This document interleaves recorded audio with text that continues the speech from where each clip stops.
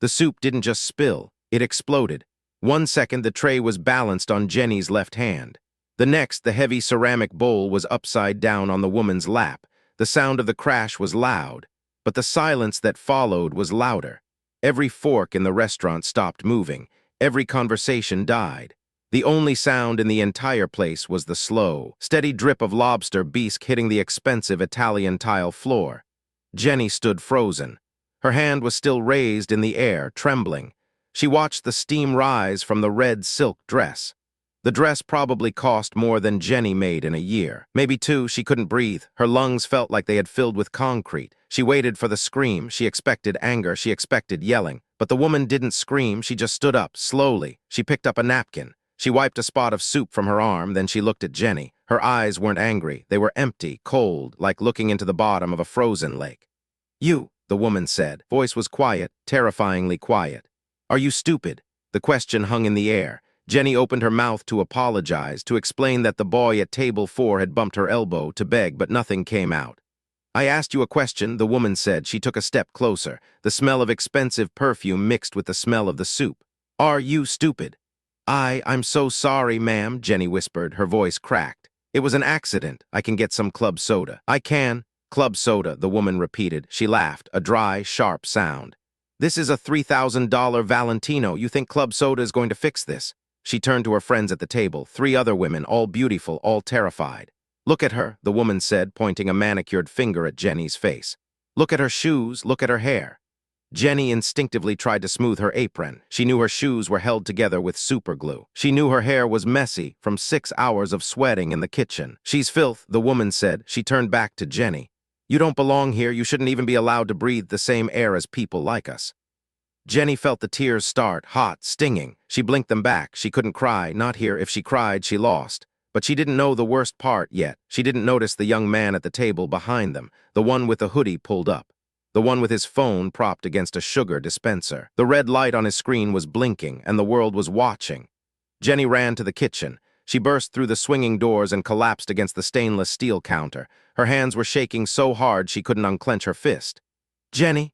It was Rick, the manager. He was a good guy, soft. He hated conflict. He looked at her, then he looked at the stain on her apron. "Tell me you didn't drop the bisque on table 6, Rick said. He rubbed his temples. "Please tell me it was water or bread." "It was the bisque," Jenny whispered. Rick closed his eyes. "That's Vanessa Sterling," he said. The name meant nothing to Jenny. "She's the wife of the guy who owns the building," Rick said. She's difficult." Difficult wasn't the word, evil was the word. "She wants me fired, doesn't she?" Jenny asked. She felt sick. She thought about the envelope in her locker, the eviction notice. She had 3 days to come up with $600, and then there was Leo, her little brother. He was 7. He didn't understand why they had to move apartments every 6 months. He didn't understand why dinner was sometimes just cereal without milk. He just knew his legs hurt. The physical therapy wasn't covered by insurance. Nothing was covered.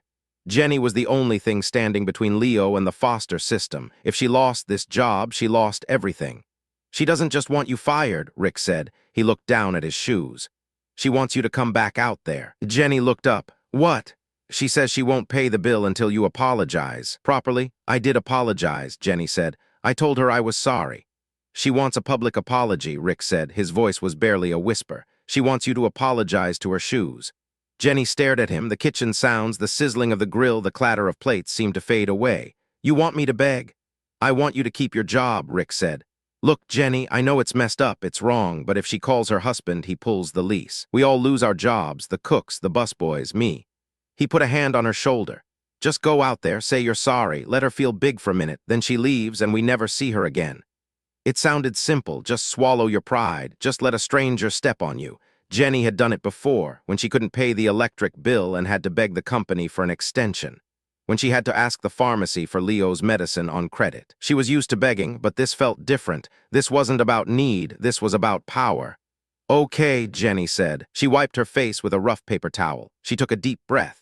She thought of Leo's smile. She thought of the way he held her hand when he was scared. She could do this for him. She pushed through the swinging doors. The dining room was still quiet. It was like entering a courtroom. Vanessa was waiting. She had moved her chair so she was facing the center of the room like a queen on a throne. She had a glass of wine in her hand. She swirled it, watching the red liquid coat the glass. She didn't look up when Jenny approached. "I'm waiting," Vanessa said. Jenny stopped 3 feet away. Mrs. Sterling, Jenny said. Her voice was stronger now. I am deeply sorry for the accident. I will pay for the cleaning of your dress. I hope you can accept my apology. Vanessa took a sip of wine. She swirled it in her mouth, swallowed. Then she looked at Jenny. That was pathetic, Vanessa said. She pointed to the floor. Down. Jenny froze. Excuse me. You heard me. Vanessa said. She spoke loud enough for the back tables to hear. You ruined my evening. You ruined my property. You need to show some respect. Get on your knees. A few people in the restaurant gasped. One man started to stand up, but his wife pulled him back down. Nobody wanted to get involved. Nobody wanted to be the next target, except for the kid in the hoodie. He hadn't moved. He hadn't looked up, but his phone was angled perfectly.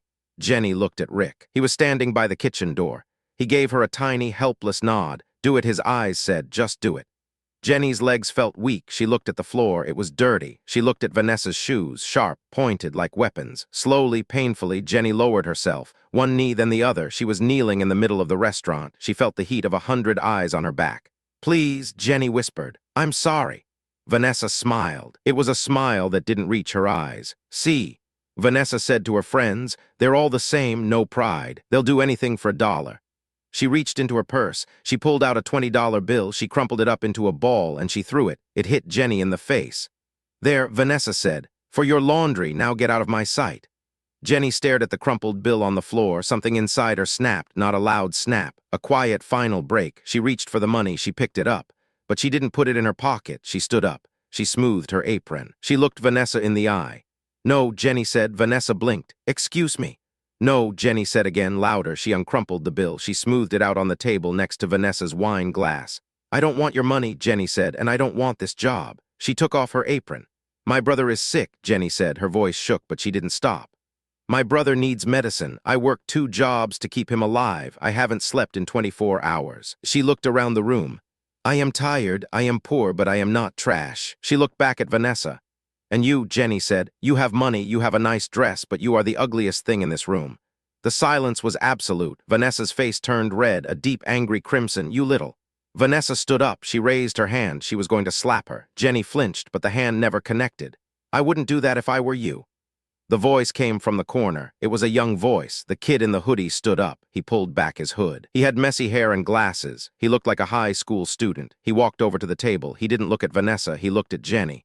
You okay? He asked. Jenny nodded, stunned. The kid turned his phone around. Say hi, Vanessa, the kid said. Vanessa sneered. Put that away. Who do you think you are? My name is Toby, the kid said. And right now there are 40,000 people watching you live. Vanessa froze. What?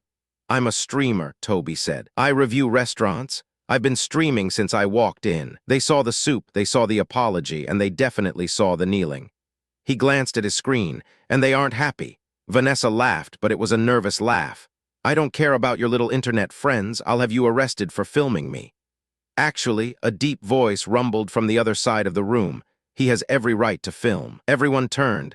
A man was sitting in the far booth. He had been there the whole time. He was wearing a gray suit. He was eating a burger. He stood up. He was tall, imposing.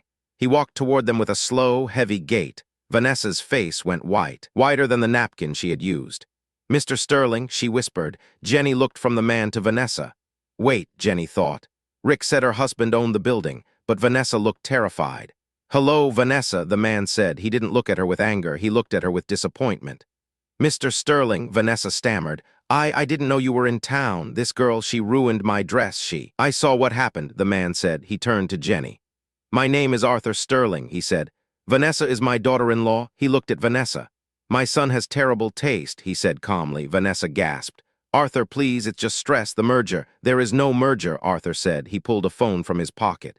I just watched the stream too. My assistant sent it to me. Do you know who else is watching?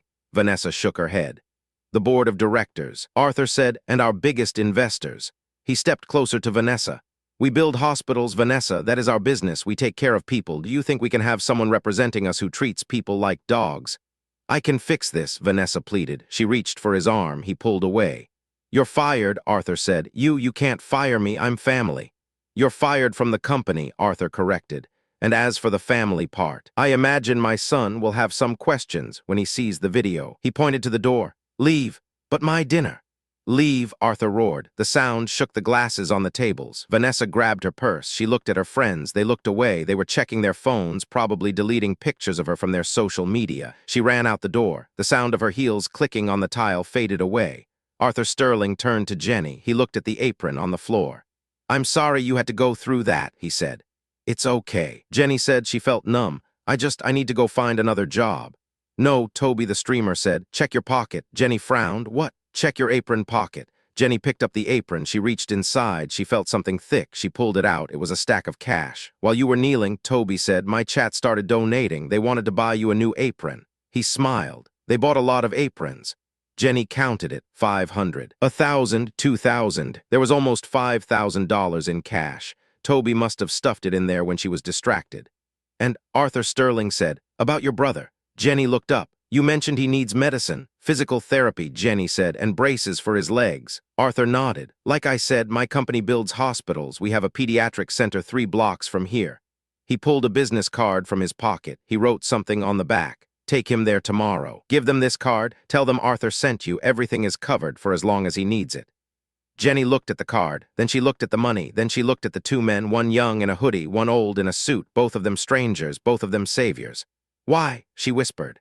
"Why would you do this?" Arthur Sterling smiled. It was a warm smile, a grandfather's smile. "Because," he said, "you stood up. Even when you were on your knees, you stood up." Jenny didn't go back to work that night. Rick told her to take the week off. Paid, she walked home. The air was cold, but she didn't feel it. She stopped at the 24-hour grocery store. She bought milk. She bought fresh fruit. She bought a chocolate cake. She walked into her apartment building. The hallway smelled like old cigarettes and damp carpet. But tonight it smelled like hope. She opened the door to apartment 4B.